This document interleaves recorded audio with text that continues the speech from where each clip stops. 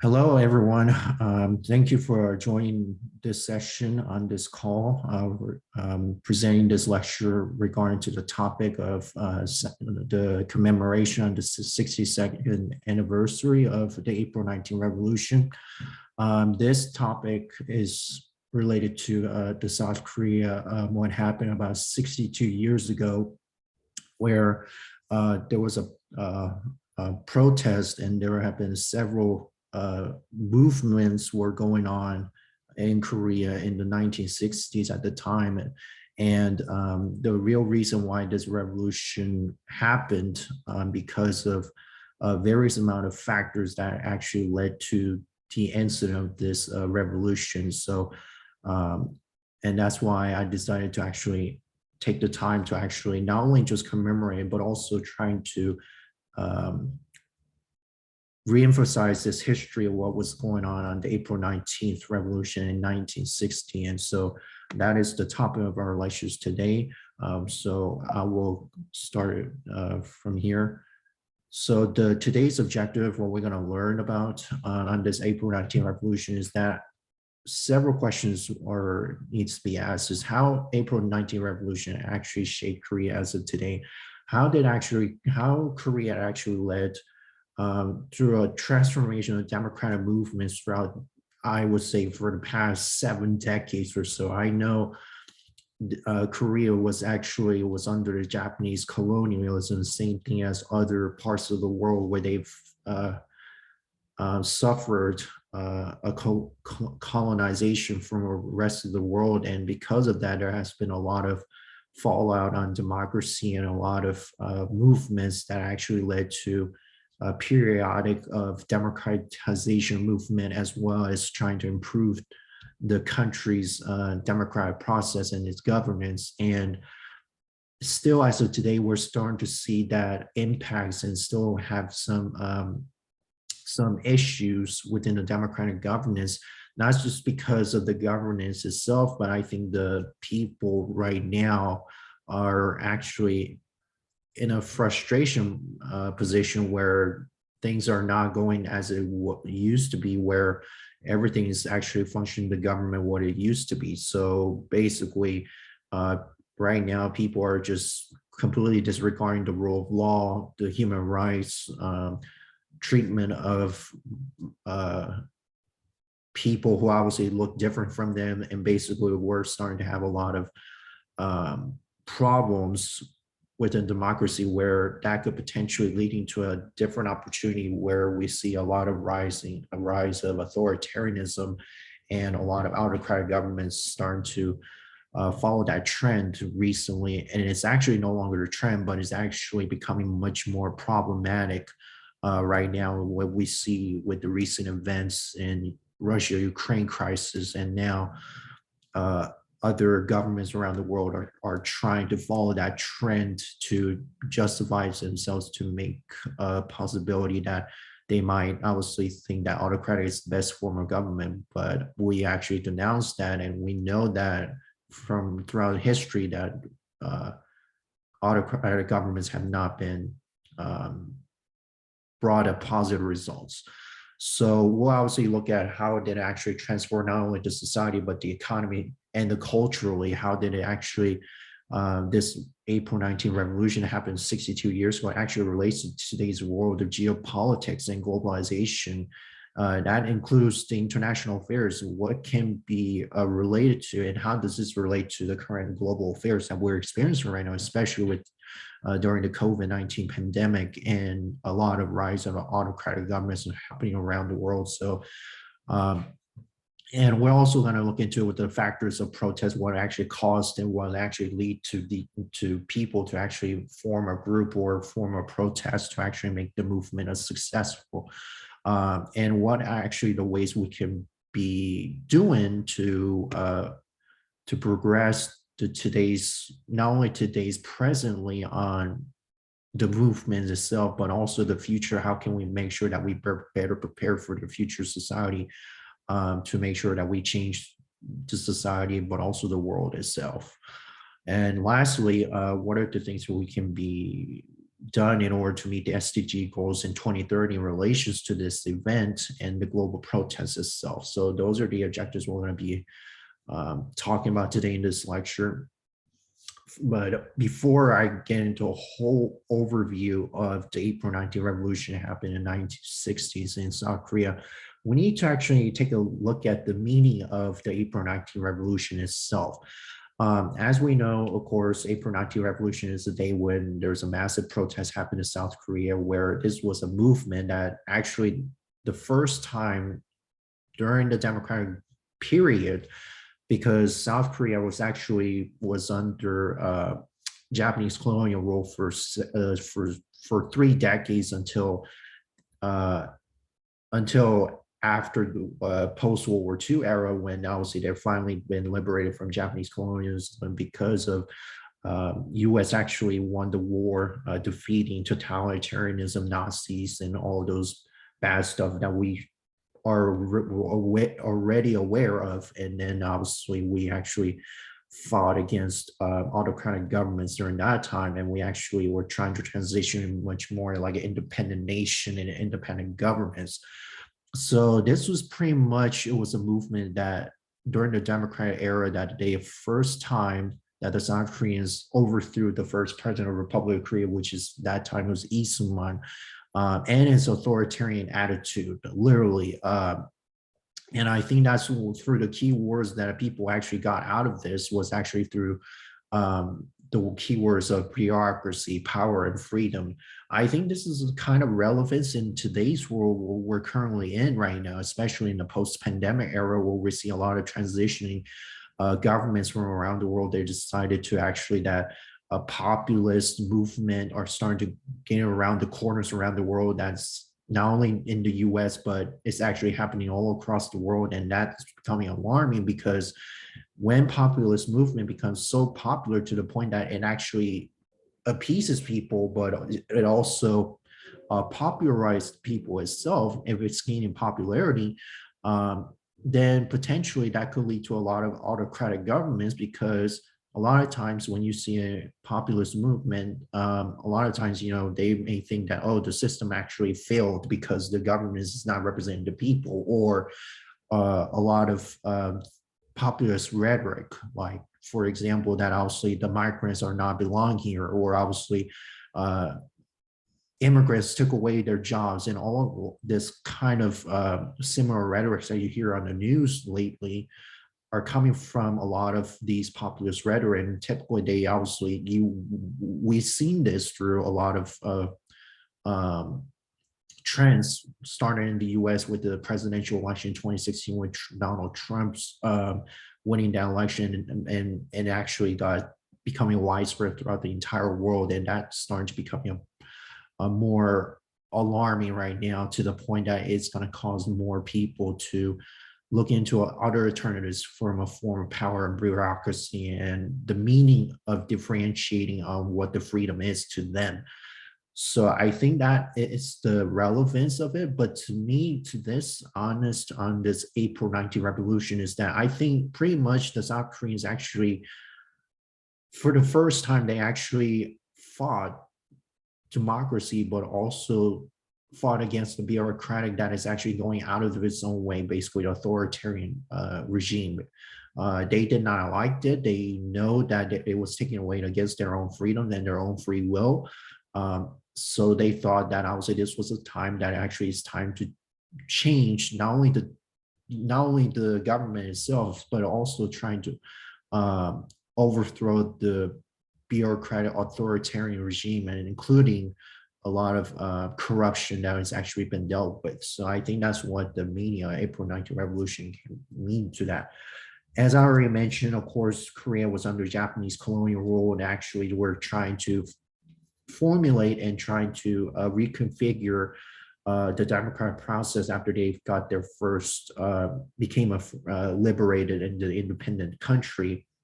And so they were trying to figure out whether the post-war plans to rebuild the country as a nation after post-World War II era.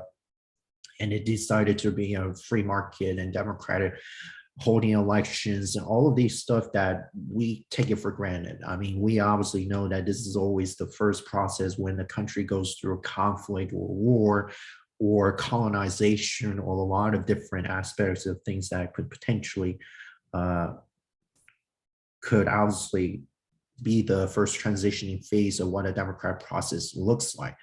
Um, about a little bit about the first president country at the time in South Korea was that President Ri was actually he was the first president, and basically he was elected 3 times, more than 2 times, because the constitution that he obviously created, including his Congress, he actually passed several amendments, not only as a president but also within his congressional members. They obviously just basically passed several amendments that allowed him to actually run for more than 2 terms. He was that it was at a time where obviously they thought that it was necessary because war was going on in Korea at the time during the 1950s, and obviously there has been a lot of instability was going on, especially with the country's economy was so poor to the point it was actually at the dead spot where it was almost close to getting to Africa nation where the economy was so poorly bad that they thought that authoritarianism was probably the best way for them to actually to lead the country.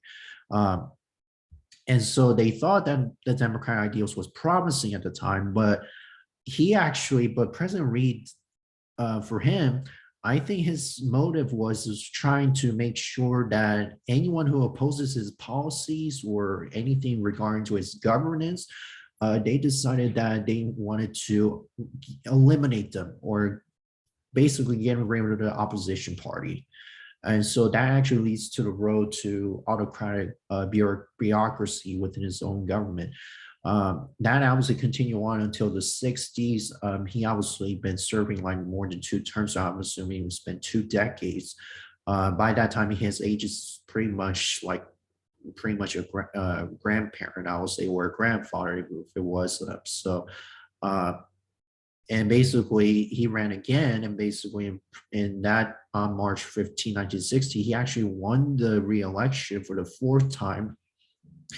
And there was a reasoning behind this because he actually that time there was actually an opposition running candidate, um, but the opposition running candidate actually suddenly dies of cancer throughout the campaigning moment when obviously when that happens, and unfortunately there's no opposition candidate at the time, and so that actually led to paved the way for President Reese actually for success on his election. It actually ran unopposed. So it just happened right in the middle of the election, and that actually gave him an easy way to actually win the re-election. But at the same time, there actually has been movements or protests was going on in Masan area where there in Gyeongsang-namdo area in the south side where there has been staging rallies against the election fraud that ultimately later on becomes the April 19 revolution that actually led to this incident. And literally that's one of the real reasons what was going on prior to the April 19 revolution and how it actually got unfolded to led to this day on April 19, 1960. So a little bit of background, of course, on that day was that there has been a lot of demonstrators going on at the time. Approximately, I would say 3,000 at the time, which is, you may think it's not a lot, but unfortunately, you know, really regardless, whatever the numbers and statistics would tell you, how many people have been demonstrated or participated, that's not the importance. What is important thing is that what did the protesters were there in the first place?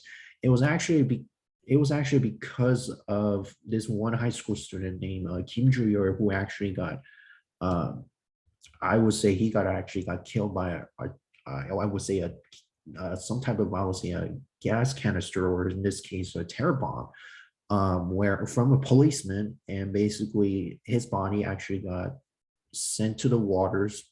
Potentially one of the police officers was trying to get rid of the evidence saying that he was killed. And actually they just, I would say just dragged him, and basically after he found his body, and basically just dragged him and just flown into the waters in Masan area on April the 11th. And we know that it's really tragic to obviously hear this type of um, testimony, to the point that obviously, this is something that obviously does not happen in the 21st century or a previous generation, obviously, where obviously how in the world would a law enforcement or police officers actually trying to figure out a way to actually get rid of the evidence by trying to um, pull you out and obviously potentially just put you out of nowhere. I think that's why obviously this actually triggered a lot of outrage and more actually anger towards the people who are actually wasn't living in Masan area at the time, and that actually created more violent protests, and that actually led to the April 19 revolution, when that also not only ordinary citizens got involved, you had students from elementary school all the way to the high school, and including college students. But it actually first initiated where the elementary school students were actually just participating in a protest, which is actually a smaller scale at the time. But the problem is that I think one of the school superintendent at the time, they were actually prohibited students from joining the protest, because they may think it's actually kind of how should I say this? I would say it's actually kind of interfering the students' studies and prohibiting people from actually joining the protest, which I would say, I'm not sure how the law functions at the time, but basically they were not allowed to let the students get involved in the protest. So what they did in order to prohibit them from joining the demonstration was that I think the superintendents actually told the announcement in school saying that, hey, you're actually about to go to class on Sunday. Basically students have to go to school on the Sunday day, basically on Sunday and Saturday. So basically, that's something is really rare to happen. If it was in the 21st century, it's like, how can you obviously let a student obviously go to school during the weekends? That doesn't make sense. It's speechless. So that actually prompted them to actually say, oh, it's basically, this is just a how should I say, it's basically just completely just a nonsense. Like, students automatically knew that when they were going to school on Sunday, they automatically knew something was suspicious. But ultimately, they knew that it was a nonsense. Why would they obviously have to send to schools during the weekend on Sunday, when obviously they were supposed to be at home and enjoying their life, or going to playground if it was elementary school or just regular children? And basically they just did not have that opportunity. So they would actually have to go to school and to actually continue doing their studies. But till the end, they actually had to took it as it was a denial. They didn't believe it. So they actually had to join the demonstration. And some of them actually were either got suppressed or actually into jail or got criminalized because they were actually partaking in that protest, even when there has been a official designation that says that students are not allowed to protest on the weekends, or they're not allowed to participate in the demonstration because of interfering with their school studies. So that they obviously decided to join the protest altogether. That actually got expanded to professors, including joining the movement, and ultimately this actually led many people who were killed, many people were sacrificed throughout this event, where actually some of them got wounded because of participating in demonstration. And ultimately it actually paved the way for the first president, Lee Soo-man, actually to resign. Actually, he also fled the country because he was actually no longer obviously getting recognized, not only as a human being, but also the country's president, that he obviously did a lot of wrongdoings at the time. So yeah, so I would say pretty much the overall, preview on the background of the April 19th revolution is that I think if I tie it back to the current situation or like current era, for example, we know that any type of protest or movements, usually if it was old history, for example, it used to be elderly or the adults leading the protests or movements.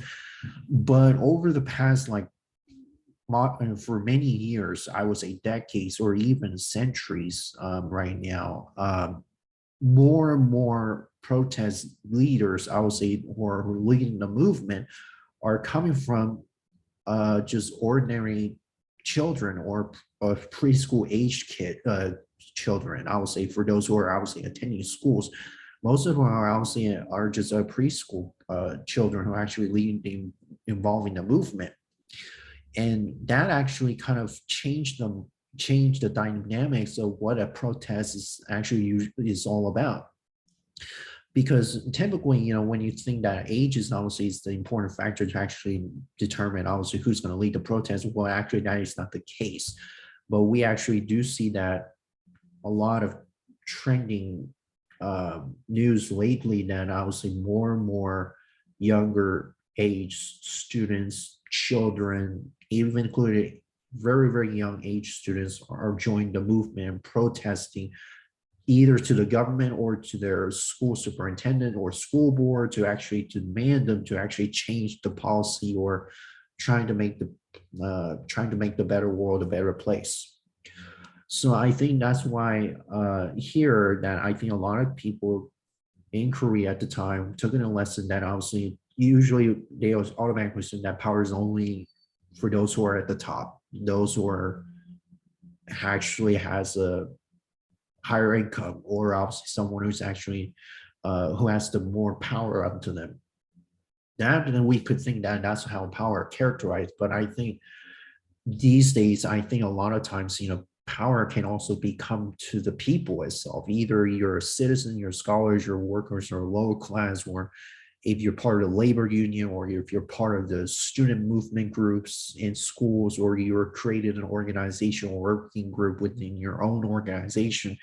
I think those are starting to change to the point as we start to move into the virtual world, where obviously I've seen a lot of students or young children are starting to create their own movements and make it possible to actually make and expand it to other different types of stakeholders. In this case, if it was civil society or academics or any other stakeholders can get involved and becoming a bigger part of the movement.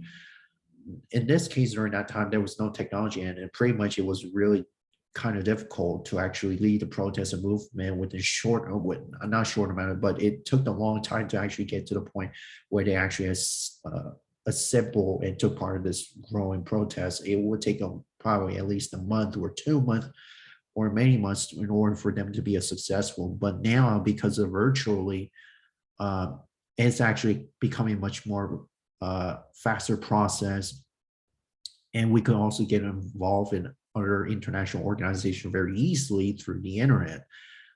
Without the internet, then unfortunately that would have been not possible. But I could imagine during this time it was so difficult that you have to do everything in person, and so that's pretty much, I think, where we're starting to see a lot of changing dynamics on what the protest movements and what the student groups leaders is all about. Pretty much how I would say the power has actually been defined in today's world versus the previous generation, and how that could potentially leading a lot of changing perception on what the movement or the student group led unions or any type of leadership out there that could potentially be expanding to a lot of opportunities. And so that's pretty much what a bureaucracy is. This is in this slide, this is pretty much the not Declaration of Independence. I would say it's the March 1st independence movement.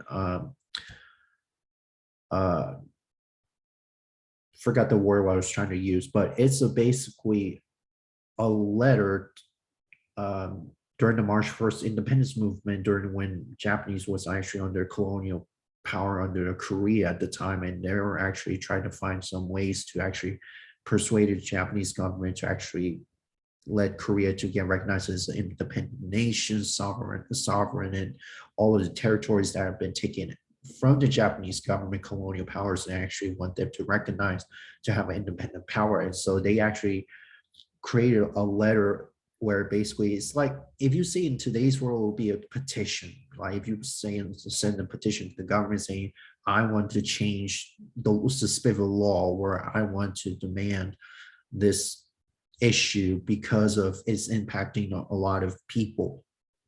It's pretty much like that, but back in the time they just like had a scroll where basically it listed a lot of demands what was they wanted to. And so literally it's pretty much, if you're saying today's world, it's very much similar to the ones that we saw in our grandparents' generation, previous generation, and how that it got evolved to the point where it's becoming much more easier to actually sign a petition if it's through online, or basically meeting through Congress, or meeting your parliament, or your senators, or your government official within your town, in your area, to actually meet it through virtual Zoom. And so I think pretty much we're starting to see a lot of changing developments on what the petition and what the reality of how the movements could take place. So, and the outcome of the April 19th revolution from the 1960s, what can we actually learn from it, is that since that revolution happened in 1960 on April 19th, actually the Koreans actually saw this as an opportunity to actually not only to preserve the democracy, but also the freedom itself. Throughout the first president Lee Sung-man's time, they actually have been brutalized and have been long suppressed, and also their constitutional rights been violated, because what I said earlier is that Lee Sung-man actually made several amendments to the Constitution saying that he could actually run a limited amount of term. Pretty much that's an indication of authoritarianism of what it's about. Basically, if you're trying to change the Constitution because you have the right to do so, well, back in that time, it was developing democracy. Democracy was not as flourished as it is today, where it lists out which type of responsibilities and duties that the president can do and cannot do to prevent from themselves becoming more powerful bureaucratic government. And so basically what they also kind of getting out of this revolution is that the revolution is actually a symbol of democracy, not only in Korea, but also has been mentioned in the Constitution Preamble itself. If you look at, if you say from the US Constitution, I'm not sure everyone knows or have seen the US Constitution or have read the Constitution, there is a difference. I would say if you had the chance and opportunity to actually look at your country's constitution and see if there's any references or differences between other countries' constitution. But in South Korea, for the very first time, they actually mention the constitution at the preamble, where it says basically it's mentioning any historical references. And the real reason why they did that is because they wanted to make sure that these historical references are recognized, but also a remembrance to the point that what led to the flourishment of the Korean government that is actually becoming a stronger democratic governance as of today that we see right now. And literally that is one of the real reason why they put some historical reference into the Constitution that basically has a national remembrance for let the people know that we will never forget the two events, which was the March 1st independence movement that actually got Japanese out of power, but also the democratic ideals of the April 19th revolution, which also fought against injustice and also tried to assume the reform of the democracy within Korea for the very first time when they actually established their own government after the post-World War II and colonial period. So I think that's one of the I would say one of the significant things that obviously is different from different constitutions around the world, because US, for example, in my next slide, if you look at it, yes, so here, this is a preamble to the South Korean Constitution. As we mentioned, there is a historical reference. There is a reference to the US where basically it does not mention anything about historical references. And basically, that's the difference. Here in the U.S. Constitution, it says, "We, the people of the U.S., in order to form a more perfect union, establish justice, ensure domestic tranquility, and also the securing the liberty." They obviously just don't mention any of the historical reference. Like if it was historical reference, they should have been mentioned about the July 4th, 1776, when they gained the independence, or obviously the Revolutionary War that they fought against the British. It would have been said there, but in this case, they have not show the real reason why. But if the US actually did the same thing as Korea did, where they actually make a historical reference, then I think people have more connections to not only their national identity, but also the country itself, well, why they actually got founded in the first place, or why the government actually got established in the first place, to trying to protect themselves from outside invaders or colonial powers. Any other real reason why is obviously make a significant remembrance to make sure that the people know that the country was founded because of a lot of ideals and a lot of different creativity of innovation and a lot of free minds that actually led them to got to the point where the country was basically becoming a prosperity and more flourishing. So that's one of the things that I think is what I would say is significance about the Constitution. But if basically if anyone has time to look at the different constitution from around the world, they could do so. But I'm not asking people to research different constitution around the world, but it's just there's a huge difference, and that's why I'm showing you on this. But from that out, so this is just a brief overview of what the Constitution says in Republic of Korea. Basically, again, it's kind of a little bit similar to the U.S., but a little bit different. It doesn't have the Bill of Rights, but it actually outlists what the things that the citizens can be given, like if it was the rights or gender or equality. A lot of things are mentioned here. That is actually part of the South Korean Constitution. And that's why obviously we enjoy the freedom as of today because of these, because of the articles of that has been laid out within the Constitution. I'm not going to go over too much on this. This is just an example of different types of constitution, what it says, what the government can do, it cannot do, and what are the things that responsibilities and the duties, what the president and the Congress and the parliament or officials can do in order to make sure that the given to the citizen rights, but also what are the things they can be recognized for. So we're going to go straight into the April 19th revolution and what led to the series of events that caused it to let students and adults berated, I would say, or belligerent. It all started, it all started on March 15, 1960. If you see this timeline, this is an overview, but I'll obviously go into a little bit more in details about it. So on March 15, 1960, this is where the beginnings of, I would say, uncovering the peel of onions. I would say something that was hiding for many years, and suddenly something actually got hidden, and then somebody actually covered it up, and then basically somebody found out, oh, obviously, somebody did some bad things, and it turned out it was actually a corruption, or if it was somebody covered it up and trying to cover up the evidence. In this case, what happened on March 15, 1960 was that there was a presidential election going on, where I already mentioned that Sumari actually declared as the fourth presidential election, which he was running uncontested, but that's not the issue here. What the issue was that the vice president in Korea at the time, they actually had, if you compare to the US, we actually have the running mate and they don't have to go through the election cycle. But in Korea, they actually had to run both of not only the presidential campaign election cycle, but also the vice president as well. The vice president basically also had to run the election in order to make sure that they obviously governed by the people of society. So let's forget about what the president Sumari, obviously his election, forget about it. But the vice president, it was actually a contest between Iggy Boon, which was part of the Isuma's Liberal Party, and basically you had Chang Myung, which he was the Democratic Party. These two actually ran against each other, and then by the time when the election came in, they basically on the election day something happened.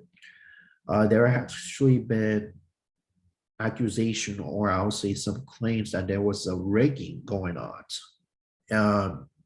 And I'll tell you, there has been a lot of cases, a lot of several mentions that they did it.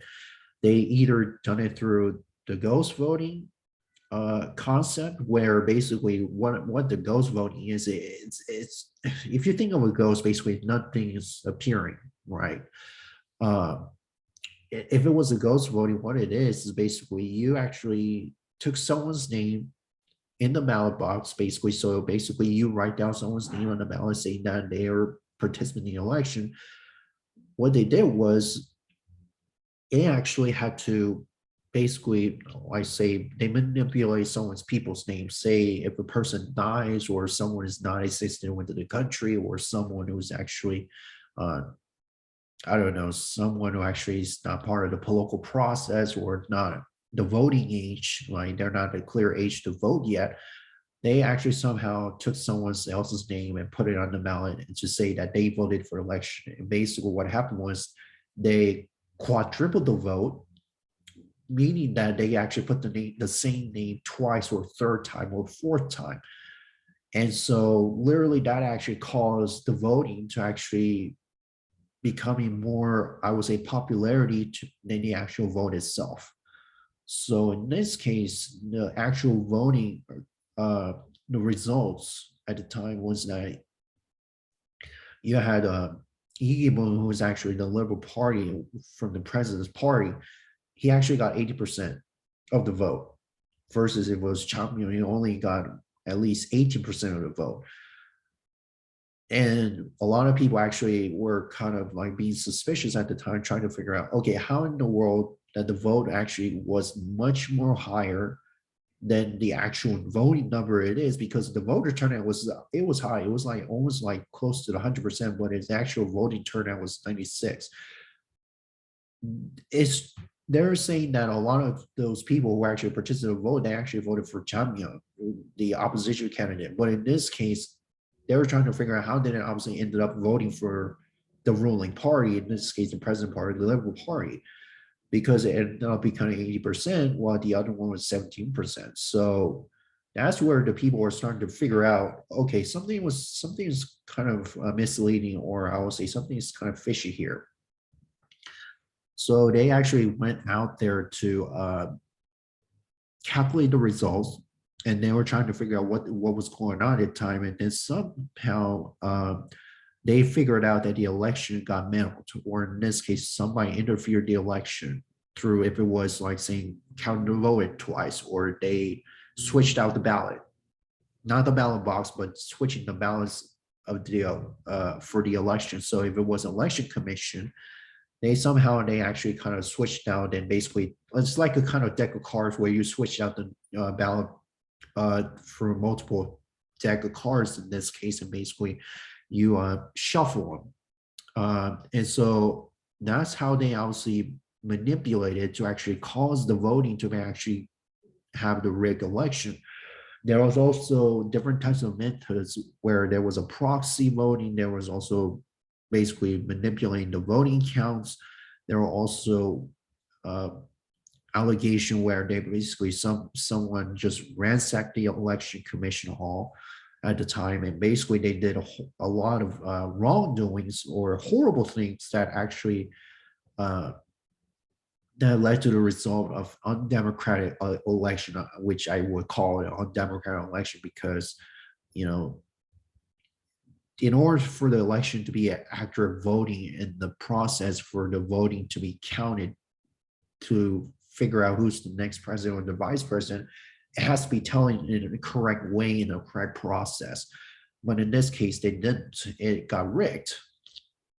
And so that actually led to a lot of outrages from the people and the students, and that actually led to led to the protest movement, and actually led to a serious amount of movements within Korea, and actually started to get widespread throughout each different cities and towns going on at the time. So that obviously continues to go on throughout the many days, continuing from March 15th from that incident all the way till July, when they actually formed a new constitution, amending the constitution, but also the new government. Literally, for a brief period of time, the South Korean government was not under the presidential republic control. It was under the parliament. It was only the first time that actually South Korea was actually holding under the parliamentary government. Now, many other times, obviously, it wasn't held by a parliamentary, but because it was urgent that they had to restore the public confidence for them to make sure that the government is fully functioning, they decided to change it to a parliamentary, so that way they could amend the constitution, they could change all of the laws, they could also seek to reduce the powers of the president, because the president of South Korea at the time had too much of power that actually gave them the right to do whatever they do want to do. It's very much like authoritarian. But that is where the branches of governments, it has the sole responsibility to make sure that they have to check their powers from different types of government from each different branches. If it was the US, we have a checks and balance system where we actually check from each government, whether it's the legislative, executive, or judicial, to check on each other to make sure that one government does not become too much powerful to the other government. In this case, South Korea does not have that. It doesn't have the US type of government that we have. That's actually what it does. Is if you have three branches of government, if it was the US government, it is less likely to actually become an authoritarian government, because you have a serious amount of stakeholders that is involved with. The Congress, basically, they're the ones who issue the law. The executive, they basically enforce it, but if they don't enforce it, then the Congress can get in and basically saying that you don't have the authority to actually to say that you could do whatever you want, because we have the power to actually reduce that, or actually restore the confidence of the people to make sure that the Constitution is actually enforced. They have the ability. And the judicial, which in this case, the Supreme Court, or if it was judges, they have the ability to say that they could interpret the law, and they will say, no, obviously, the president does not have the power to actually have too much power to gain the power, but also the authority to wield the Constitution. Basically, in this case, they cannot get rid of it. They cannot suspend it. They cannot do any of that without the congressional or the people. And so, if in the US, also, we have this complex system, but it actually makes it effective to avoid that type of widespread, not only rigging the electoral process, but also making sure that we actually restore the rule of law. But Korea does not have that. Even though they kind of obviously have the similarities with the government from the US, the only difference is they only have a unicameral national assembly, but they actually got it formed a bicameral, so that way they could have the ability to change the law, but also make it effective to have an effective governance. So I think that is the point of how they were trying to make sure that they restore the public confidence for the people itself. So I know this is all in Korean language, but I will tell you what this is saying. So again, on February 28th, it all started from there, from in Daegu area, where they actually students protested because approximately about 1,700 actually protested on February the 28th on that day, because they actually kind of disapproved the government's policies and authoritarian government itself. That actually got expanded to the Masan area. Of course, I already mentioned the March 15 election, where the turnout was 97, which is higher. I mean, we have not seen a voter turnout that high in the present modern day.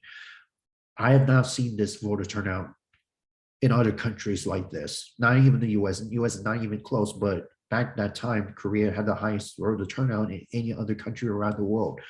And basically, because of that fraudulent election and the vote rigging, it actually led to the result of in Monson area to actually protest and gather up to make sure that the government not only listens to its people, but they also demand that the President Ri needs to resign, because he and his government within his cabinet members actually got interfered with the election.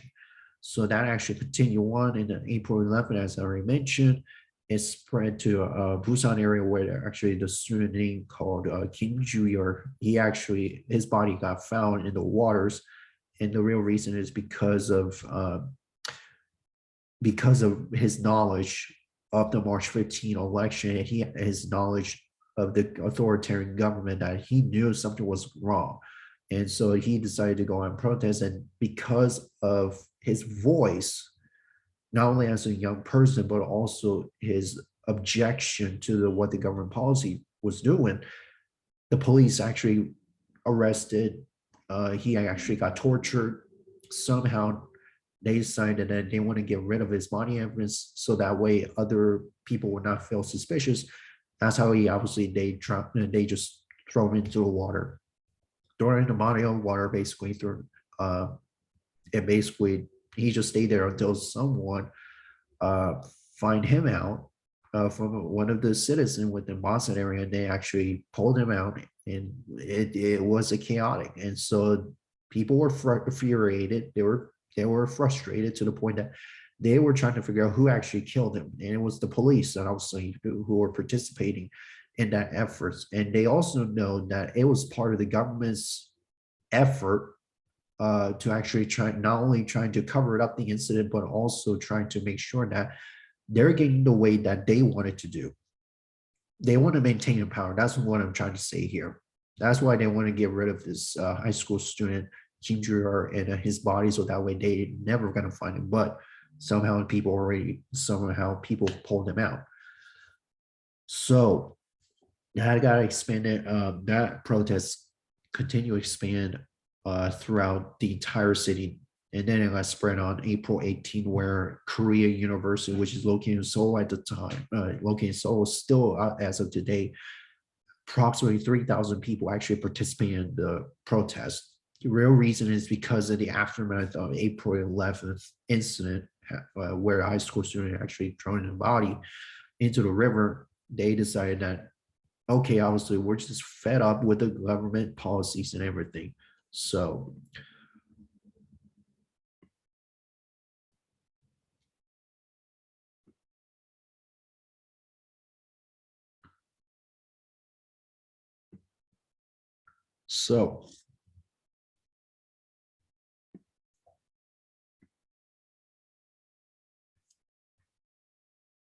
I would say that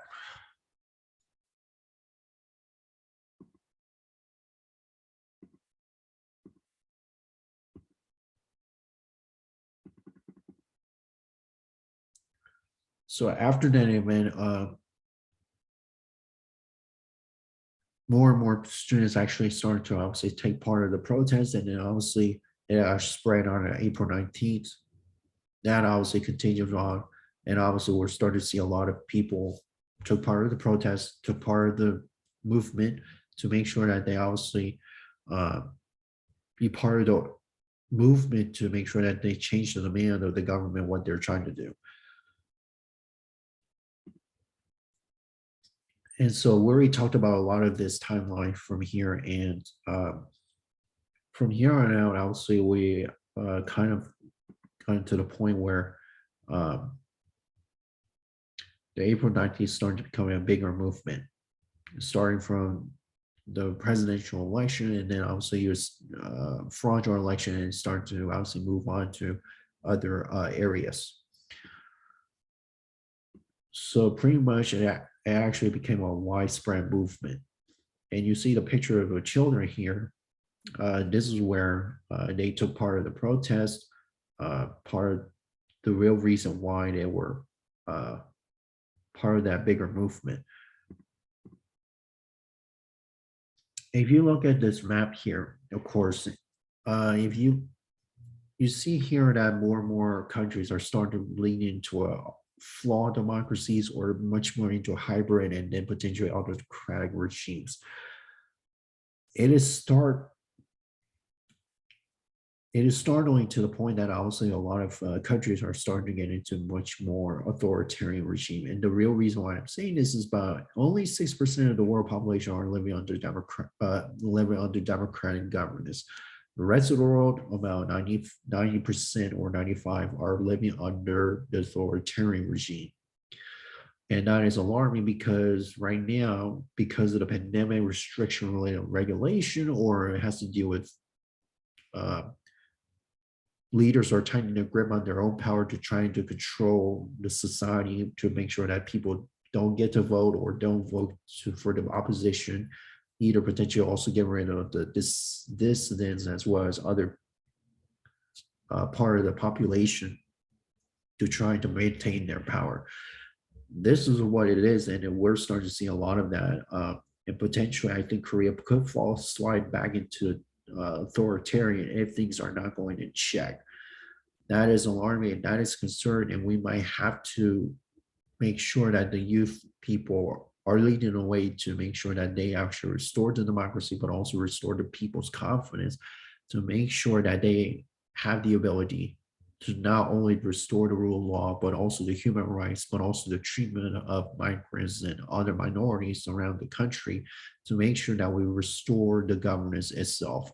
That is the only way to actually not only end the autocratic regime, but also the way to actually restore the people's justice as well. That is the only way to actually fight against injustice.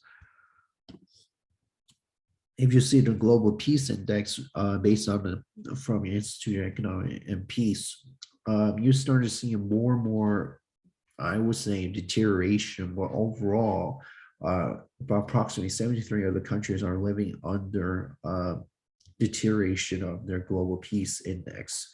That is another concern because if you look at the slide about the global democracy index, compares to this is much more, I would say, troubling trend where a lot of countries are starting to fall back under authoritarian and because of lack of involvement and complacencies, you're starting to see a lot of countries are falling into a democratic backsliding, and that is a concern here.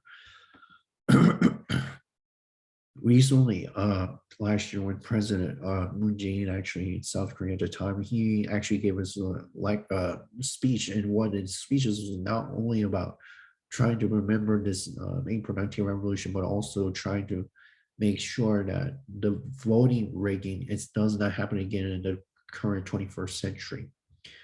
And to make sure that the 2-week mass civilian protests actually led to not only for the first time, it actually led to the collapse of the Ring government, but also making sure that they actually fought against oppression and trying to defend freedom and democracy to make sure that those are priority for the people as well.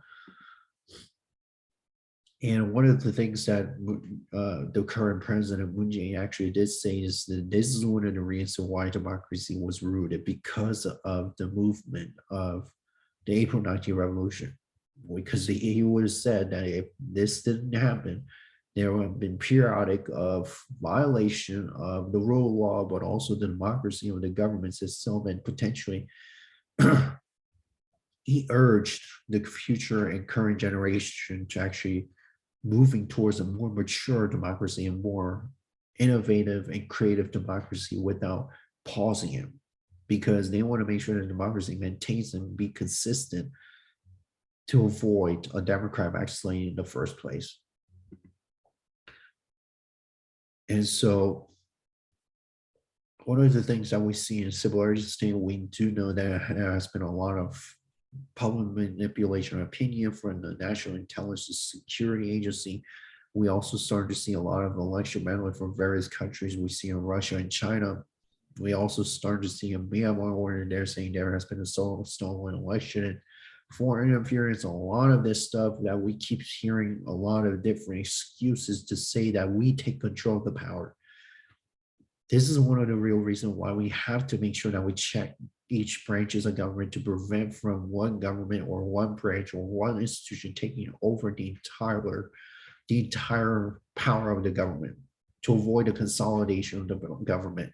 Because if we don't do that, if the people are just not being aware and not partaking in the movement to trying to demand change, and also be part of the movement to trying to make sure that are the driving forces to prevent authoritarianism, then unfortunately we're just going to get into living in a world where authoritarianism is accepted. We cannot make that happen, I would say, in today's world. We see in the global trending events, we start to see a lot of countries are starting to falling back on a various amount of countries and democratic backsliding. We start to see a lot of populist movement from Brazil to Turkey, Venezuela, even parts of Africa. We're starting to see a lot of manipulation, or they're extending their term limits. A lot of variety of factors could happen to say that the government have the ability to take control of the government because they have the right to do so for various amount of reasons. I know a lot of different real reasons why government could take control of the powerful, but it's not because of their useless evidence, but they're actually lying to the people, and that is concern.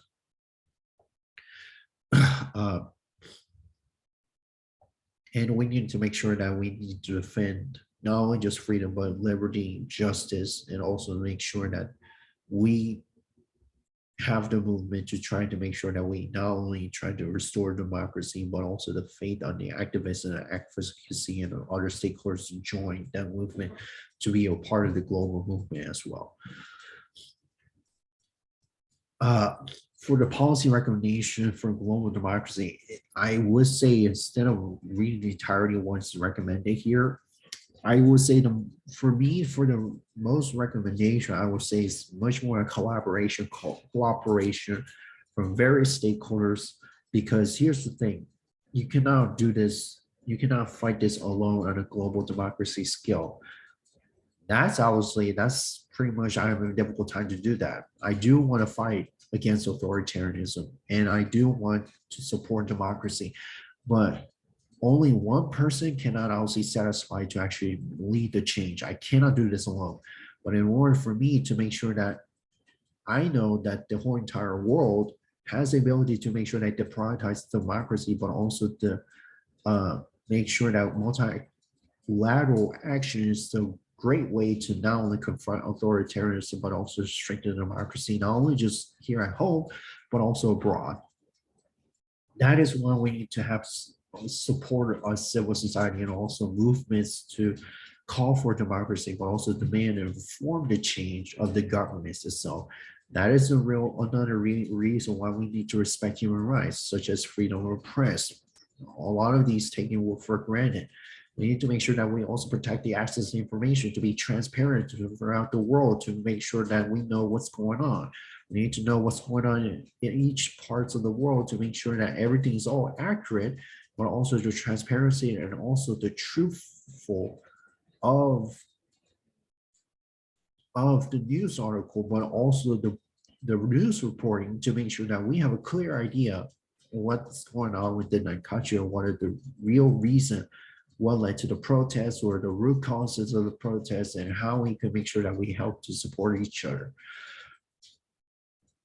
That is my thing, but also we need to also recognize that we respect the human rights, but also the upholding the UN Charter of itself. Not only just UN Charter of the universal guiding principles, but also our business and human rights. And we also need to have accountability to periodically review the assessment to see if they obviously have the ability to commit to that in a long term. If companies and businesses and other entities are not willing to do that, then we could automatically terminate them, or actually let them actually leave the representation of their country to represent with the UN, which happened recently with the Russia case. They obviously, UN organization actually kicked them out because of the Russia-Ukraine conflict, where obviously they're starting to get a lot of rudeness and attitude issues within the violation of the rule of law. That is the only real reason why they kicked them out. That is supposed to be the same thing in any other country. And it doesn't matter where you're coming from or where you're living in. Every country has the sole responsibility, but also held accountable for their own action. And that is how we need to evaluate them, but also having to make sure that we have a potential partnership to adhere those guidelines to make sure that businesses are holding them accountable, but also having the ability to engage in dialogue with the civil society so they know not only the ground, what's going on in ground zero within the field, but also get to learn about them and to make sure that they could take it back to what they learned from the civil society organization, getting a recommendation for them so that way they can implement their own organizational policies within not only in the public, but also the private, corporate, any other entities that you could think of potentially could actually be effective to change on their company's policy and products. If there's a company that actually supports slavery or support authoritarianism, that is really a dumbfounded to the point that I would say I don't want to support an organization that just support these businesses on an authoritarian country, or if it supports slavery. If I was a business owner, if I find out if the companies obviously not engaged with the corruption or any other red flags, I would not do what the business is doing because there's a Ponzi scheme, or I would say there's some suspicious going on. I think also technology could obviously be have the ability to handle that issue as well. So I think that's something that I think the whole stakeholders can get involved to make sure that they could be a part of that solution. Again, I would say what are the things that we could counter the threats of global democracies? Pretty much, I think in addition to what I said earlier to trying to make sure that we protect the global democracy, we need to also try to fight against the transnational oppression. What that means is what we see in China, where obviously they're starting to send some private citizens in this case, where they're obviously just posing as if it was real citizens. It turned out later on that are actually part of the Chinese public security affairs, and basically it's like a private intelligence, not private, government intelligence agency. And basically they somehow landed in another country and are trying to find ways to repress them or actually take them to jail or actually trying to get them back to their homeland. This is where we need to combat that transnational oppression to make sure that the person or the individual who is vulnerable actually been part of the dissidents. We need to make sure that we have the protection for them, not only the whistleblowers, but also the dissidents who actually are fleeing their country or actually being part of this overseas, to try to speak up and voice out against repression for their own home country. And they're trying to do this to trying to gain a momentum to make sure that to make the global movement.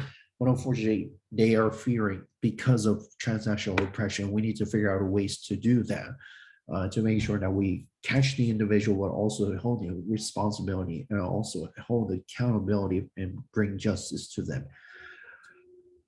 And we also, I think another thing that is kind of similarity to what President Biden did, but I think he also did targeted sanctions, the part of the comprehensive strategy of accountability.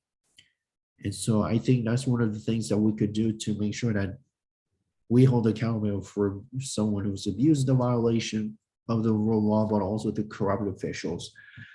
And that is exactly what's going on with the current administration within the President Biden himself. They're trying to lead this effort to try to counter the threats of global democracies. That is also another thing why he's trying to go after the international corruption as a key priority. And he's doing well to make sure that no one actually be part of this global repression. And basically also trying to find ways to curtail the assistance to the nation who actually evade the term limits. And what that is any, like I said, I was mentioning in this presentation, when Korea was actually trying to when President Lee was at the time find ways to curtail the term limits. Basically he ultimately got unlimited term limits. In other countries, when we're trying to do business with them or trying to be part of the diplomacy, we need to make sure that we find ways to curtail that, evading that term limits, to make sure that those leaders are held accountable, and we could find ways to counter the threats to global democracies. And I would say also another ways to counter the threat on the global democracies, we need to make sure that we prevent export technologies and other products that could potentially curtail the human rights.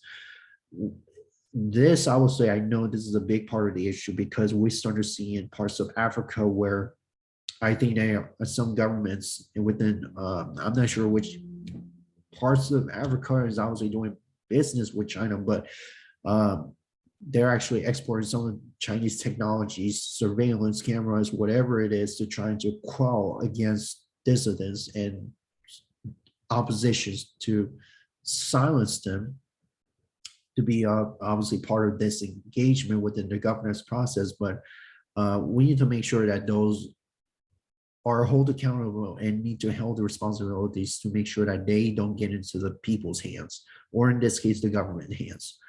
Because we don't want to live in a society where obviously surveillance are obviously all creeping all at us. Obviously, we don't want that. Regardless of whichever your country from, if it's developed or developed country, it all applies the same. It all applies the same.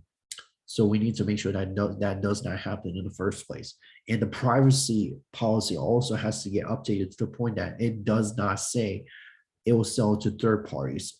Some companies are still finding out ways to try to update it, but unfortunately they're not trying to, because they're trying to racket the profits. Because the more data you have, the more ability that you could use to gain profits because of availability of data. And again, the internet freedom, I think this is another issue.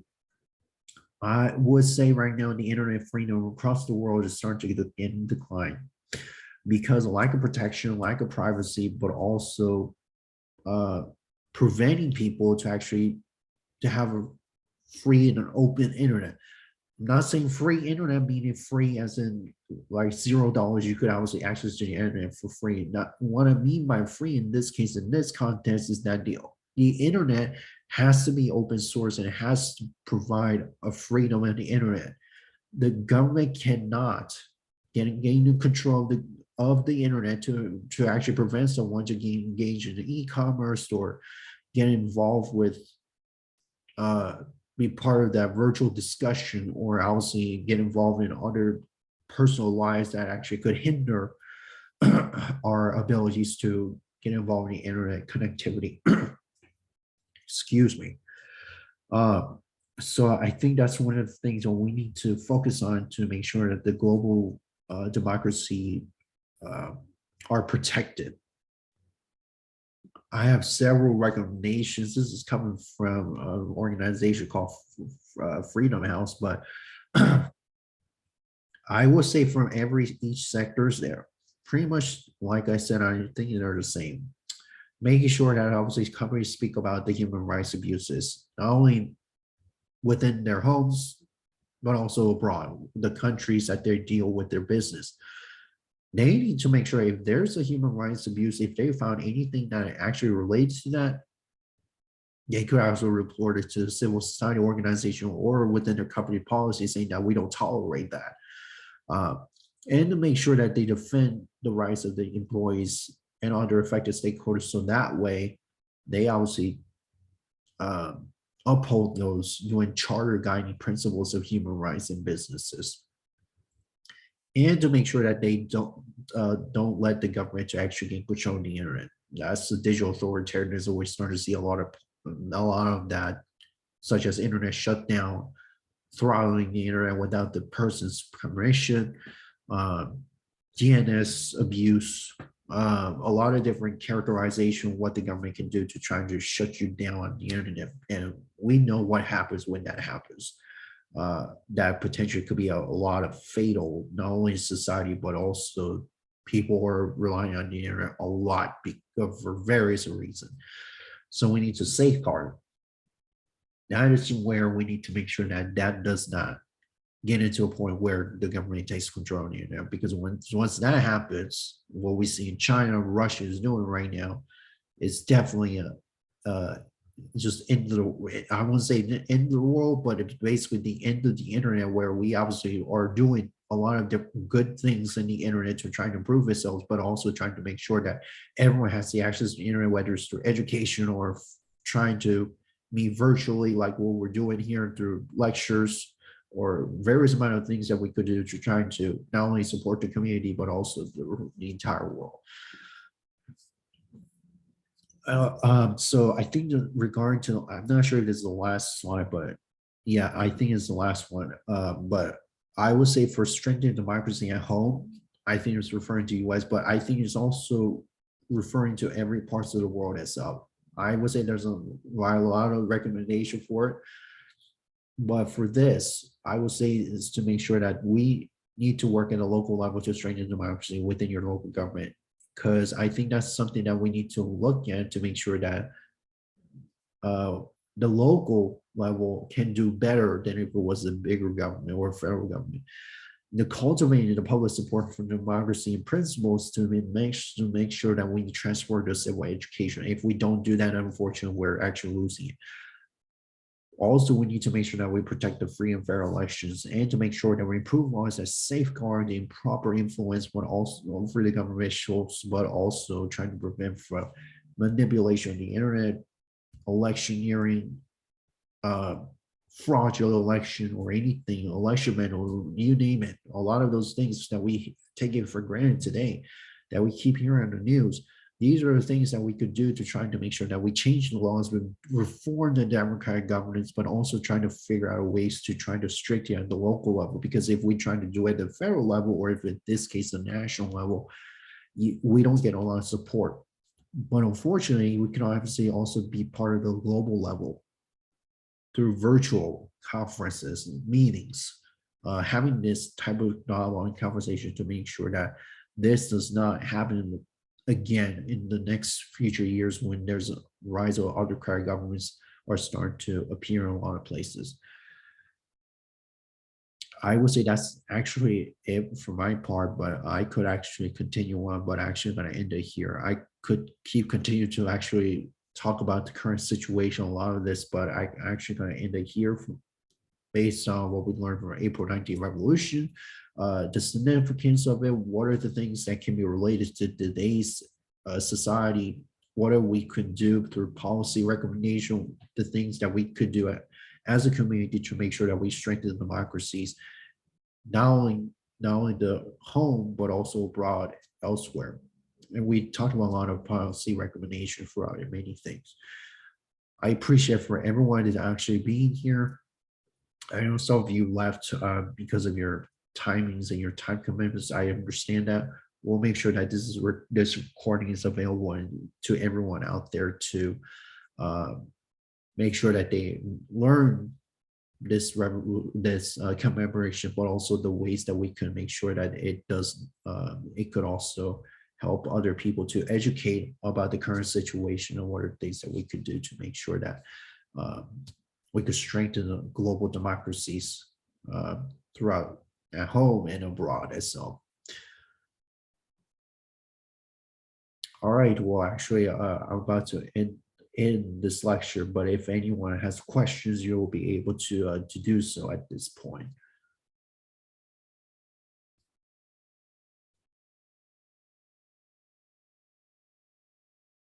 And if there's no questions, we could actually end the session now. Actually, I see one person has actually just entered the meeting room, but unfortunately, there's been some connectivity issue. We'll obviously kind of wait for a few minutes when one of the participants actually asks this question. So probably we're just gonna pause it here and take some questions.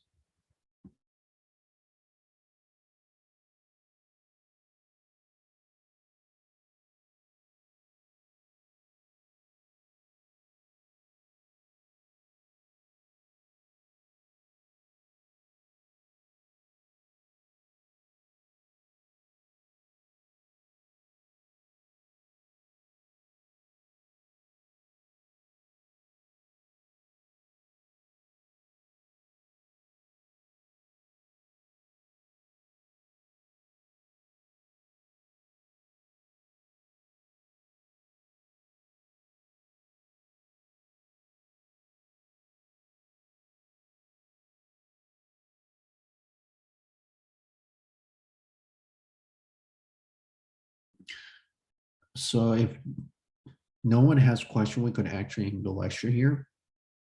Uh, and basically, we could just start um, the next session, which I'm about to hold, which is the May 18th democratization movement happening in Gwangju, which is going to happen in the next month.